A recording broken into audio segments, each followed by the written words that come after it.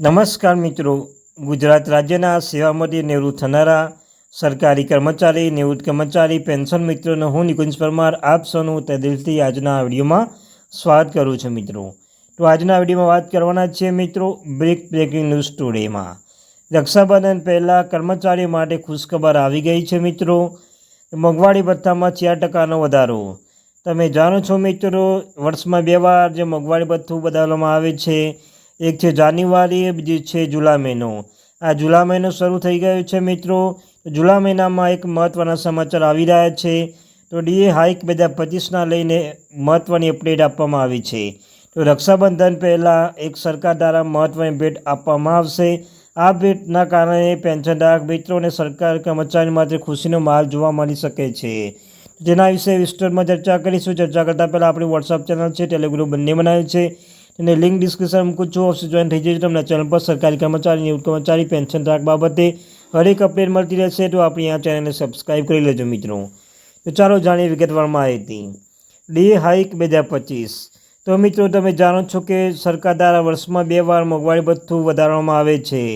એક છે મિત્રો જાન્યુઆરી એટલે જૂન મહિનો. ત્યારબાદ જુલાઈથી ડિસેમ્બર મહિના વચ્ચે જુલાઈ મહિનામાં મોંઘવારી ભથ્થું ફરી એકવાર વધારવામાં આવે છે. તો મિત્રો જાન્યુઆરી 2025માં 2%નું મોંઘવારી ભથ્થું વધારવામાં આવ્યું હતું, એટલે કે 55 થઈ ગયું હતું.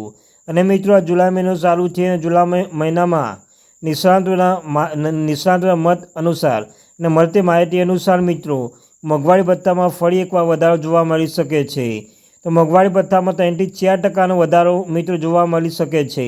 રક્ષાબંધન પર્વ નજીક આવી રહ્યો છે, તો રક્ષાબંધન પર્વના પહેલાં જ મિત્રો સરકાર ખુશખબર 100% આપી દેશે.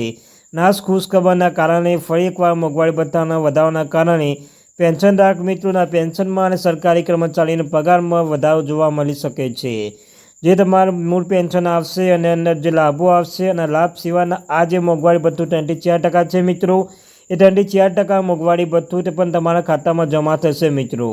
આપણે હવે ઉદાહરણ સાથે સમજી લઈએ કે તમારા ખાતામાં મોંઘવારી ભથ્થું 3થી 4% જો લાગુ કરવામાં આવે તો તમારા ખાતામાં કેટલા પૈસા જમા થશે મિત્રો.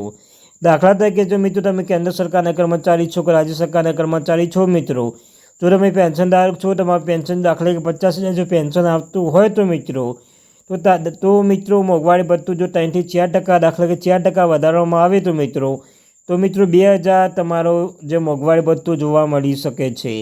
જુલાઈથી મિત્રો તમારા પ્રતિ માસ પેન્શનમાં 2,000 મોંઘવારી ભથ્થું તમારે ફરી એકવાર યાદ કરવામાં આવશે મિત્રો. આમ જો પેન્શનધારક છો ને 50,000 પગાર પેન્શન આવે તો પ્લસ 2,000 મિત્રો મોંઘવારી ભથ્થું તમને જોવા મળી શકે છે. તો સરકાર દ્વારા એક મહત્વપૂર્ણ નિર્ણય લઈ શકે છે મિત્રો.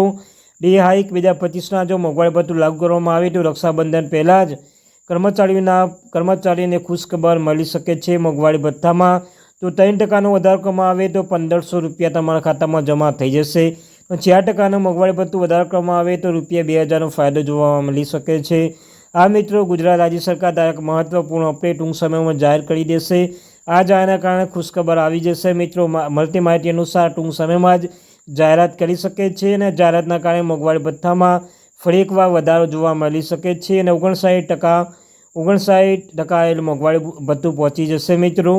તો આ હતી રક્ષાબંધન પહેલાંની પૂર્વની એક સારા સમાચાર, ખૂબસૂરત સમાચાર કહી શકાય, જેના કારણે કર્મચારીઓ અને પેન્શનધારક મિત્રોના મુખ પર સ્માઇલ જોવા મળી શકે છે મિત્રો. તો મિત્રો આ હતી આજની મહત્વપૂર્ણ અપડેટ. આવીને અપડેટ મેળવવા માટે આપણી આ ચેનલ સબસ્ક્રાઈબ અવશ્ય કરી લેજો મિત્રો.